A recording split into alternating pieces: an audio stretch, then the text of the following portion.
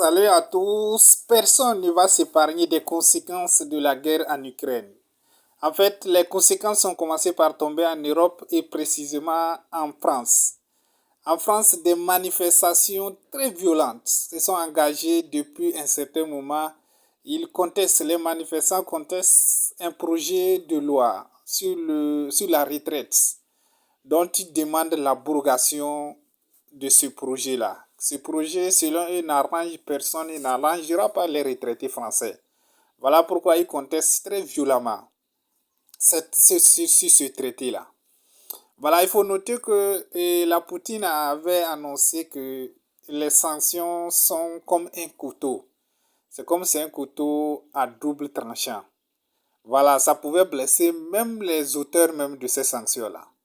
C'est ça qui arrive actuellement. Parce qu'il faut noter qu'en Europe, ils sont actuellement tellement dépendants des États-Unis que la situation sociale ne va du tout pas. Ils ont refusé, par exemple, d'acheter le gaz russe à vil prix. Actuellement, ils achètent le gaz américain très très cher, 3 fois plus cher que le gaz russe. Donc, les conséquences se répercutent sur la société française. Voilà pourquoi ils manifestent très violemment. Ils demandent le départ du gouvernement. Ils dénoncent la bureaucratie, l'élite française qui s'accapare de toutes les richesses, qui prend des décisions irresponsables et des décisions illégales dont les conséquences, c'est la population qui est affectée. Il faut noter qu'en Europe, tout comme en Afrique, et la population, c'est presque la même chose. C'est l'élite là, c'est la classe politique élite là qui est vraiment à la marge de tout, qui s'occupe de toutes les richesses et la population même souffre. Il faut noter que la population française, la plupart aussi souffrent comme nous ici en Afrique en voyant les manifestations qui sont engagées pendant tout ce grand temps-là. Ils annoncent encore dans les semaines à venir des actions beaucoup plus violentes. Il faut noter qu'il y a des milliers d'arrestations et beaucoup de policiers également blessés. Voilà, parce que même beaucoup des lieux publics et même des centres administratifs sont attaqués, sont cassés un peu partout en France. Vraiment, c'est du jamais vu. C'est très très compliqué avec le Macron. Voilà, le président français Emmanuel Macron, ça il est tellement coincé, il est coincé actuellement de trop même.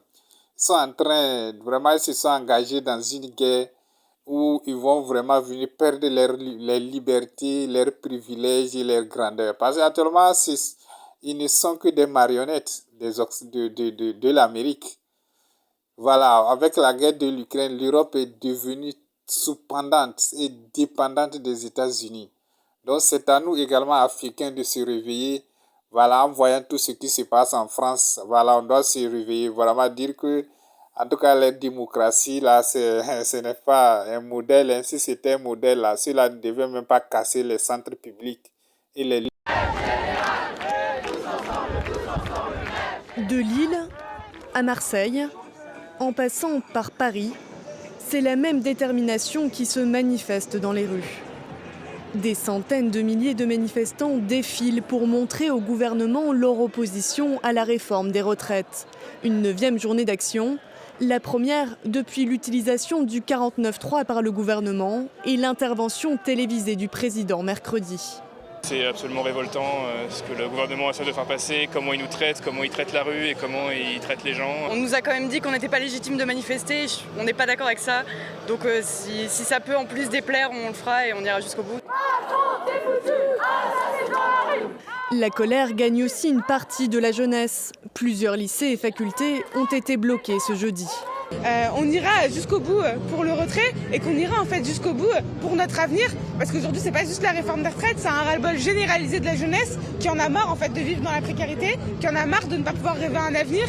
À Paris, le cortège s'était lancé de la place de la Bastille, symbole de la Révolution française. Des violences ont éclaté en tête de la manifestation, comme dans les villes de Nantes et de Rennes, où les forces de l'ordre ont fait usage de gaz lacrymogène et de canons à eau.